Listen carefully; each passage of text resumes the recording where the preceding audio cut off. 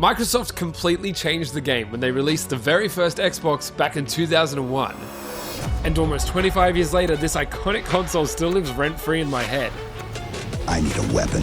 But the original Xbox is long gone, and finding working second-hand ones is pretty tricky, not to mention expensive. So if I'm gonna relive my childhood of playing Halo 2 with the boys, we're gonna have to find another way. But what if something as basic and affordable as this $99 PC I bought in a stranger's garage could run Xbox games? Well, put down those credit cards, boys, and close those eBay tabs, because you're gonna freak out when you see what this little PC can do. And what it can't do, because it's also really bad at some things. Okay, let's head to the office. Oh yeah, the dodgy PC is back, legends. Let's call this a redemption round for the last video I made, where this little thing really couldn't handle PS3 games. And boy am I excited, because there are some absolute bangers that came out on the Xbox. We're talking Prince of Persia, Fable and Splinter Cell, and of course, the Halo series, specifically Halo 2. But to make this mini PC a genuine Xbox replacement, there are a few things we'll have to do. I was about to give you a game plan, but I think it's better to visualize this as a diagram. What are those diagrams called? A Venn diagram. That's, now we're talking. The hardware, emulator, and games all have to work perfectly to make this mini PC a genuine Xbox replacement. So let's start with the most important part, the hardware. Okay, let's start up this PC. Hello. All right, so as you can see, we are back in Lubuntu, which is just a stripped down version of Ubuntu, which is, of course, a Linux operating system. Now, before you judge too hard, let me explain. The Xbox had some pretty banging specs. Its custom CPU was a 32-bit 733MHz Pentium 3. It has 64 megabytes of RAM and an NVIDIA GPU, which caused a little trouble in the neighborhood, but that's for another video. Now, given the specs of the Xbox, we can safely assume this little HP should be able to emulate it. The Xbox had almost off-the-shelf parts, and so this HP EliteDesk 800G1 with an i5 45070T CPU and 8GB of RAM should be plenty to emulate Xbox One games, the original Xbox games. You get what I'm saying. So then why do we need Linux? The onboard GPU is average at best, just like me. And so the hope here is that Linux just helps make it happen, Captain. All right, enough blabbering, let's do this. So I now have everything I need loaded up on this little PC. So to emulate games on this thing, we're gonna be using Xemu, that's not right. Fingers crossed it works on this little PC. So all we need to do is head over to download for Linux, download the app image, open that, execute. Let's go to settings. We're gonna keep this at 64 megabytes. HDTV, we'll keep that default as well. And then what we wanna do is select a few files. Now to get these files, it's a little bit spicy. Hello, it's me. It's a little more than just spicy. It's kind of straight up illegal. And so I'm just here to say, please be careful. This video is for education, entertainment purposes only. Microsoft, don't come at me, bro. So we need to select the boot ROM. There it is. So we open that. Then we need to get the flash ROM, which is our BIOS. Got that one there. And then we need to get our hard disk. So we're gonna grab that hard drive. There we go. Just close that and restart it. Oh, okay. Snap, all right, very good.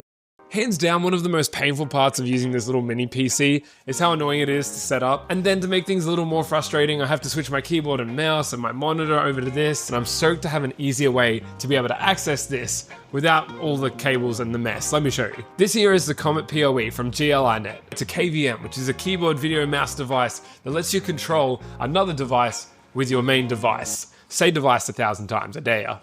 Simply put, by connecting it to my dodgy little PC, I can leave this next to a PowerPoint somewhere, probably over there with all the other mess, and I can control it and use it from my Mac, or actually from any browser, anywhere in the world. The PoE in Comet PoE stands for Power over Ethernet, which is super practical for server situations. You simply plug in the Comet, and now you have access directly to that server or PC. You can access a computer at 4K 30 frames per second with low latency video and audio. It has built-in H.264 hardware encoding, so it makes visuals super smooth. And because this is an external device to the PC, it also has BIOS level access and crash-proof file transfer, which works even when the target machine is offline. And the Comet has 32 gig of onboard storage for OS images. So I can load up my favorite OS whenever I want on this thing. Far out, that's sick. When set up, the Comet can access and recover a PC or a server even when the OS crashes. No software needed on the controlled device, which is very sick for me because I swap operating systems on this thing almost daily. The Comet also has built-in lifetime cloud VPN plus one-click Tailscale, giving you secure remote access with 0 recurring fees, which is so good. Now I can just leave this little PC plugged in, access it and transfer files to it from my Mac, so much easier than setting everything up every time I want to use it. The chances are you have a way more legitimate reason to get one of these things than I do, so check out the comment PoE with the link in my description. And thank you so much GLINet for supporting this video. Now let's see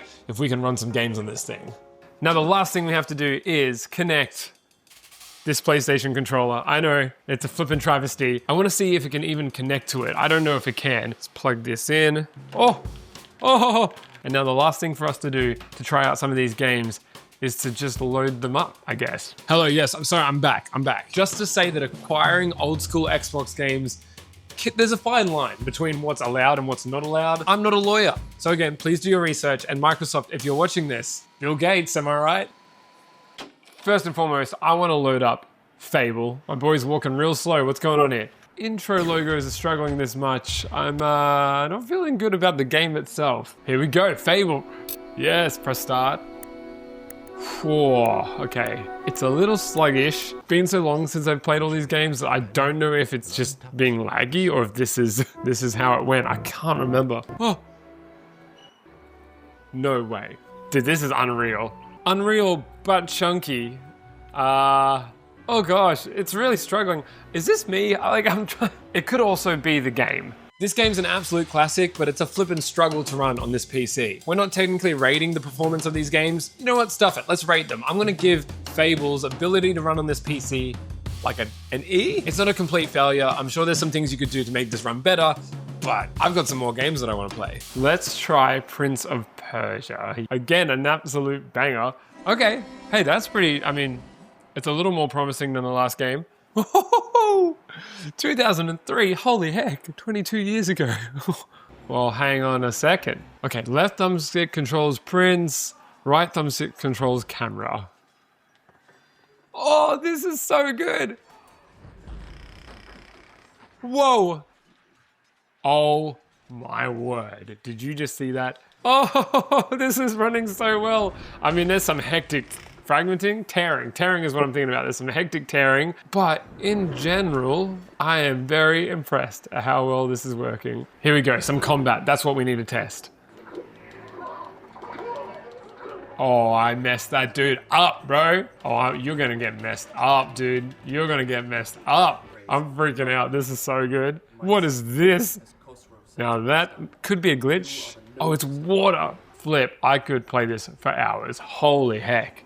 Oh baby, this is a freaking classic, and just straight away, B tier. B tier just because it runs so well on this PC. Honestly, maybe even A tier. I'd give it an A tier, but I don't know the state of Ubisoft right now. But nonetheless, this IP, Prince of Persia, what a banger. Let's throw it an A tier. All right, next on the list is Splinter Cell. If you never got to experience these games, man, just go try this. We are spoiled for the type of games that we have now, and it's crazy how far we've come in 20 years, but this is the good stuff, the juice. Slowly rotate the left thumbstick until it vibrates. Oh, I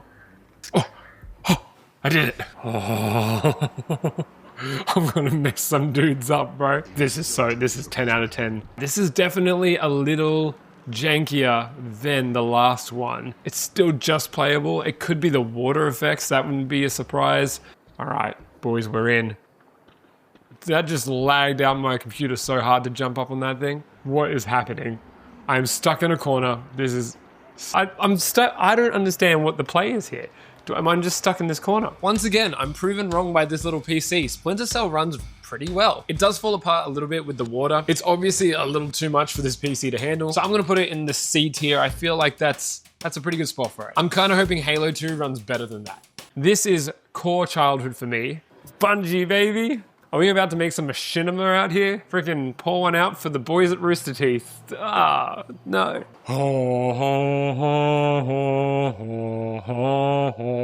Here we go, create new profile, that's fine. Campaign, This is not the most efficient way to play this game. I'm sure there's way better ways to play Halo 2 on this old PC. But this to me is a very fitting end to the nostalgia trip that we've been on. Yeah, baby, we're back. Oh yeah. Oh, it's a bit... It's a bit laggy. It's not great. It's not great, but it's also, you know what? It's also playable. I'm not exactly sure how many frames I'm getting here, but this is obviously way more playable than Fable. Oh, yes. Oh, yeah.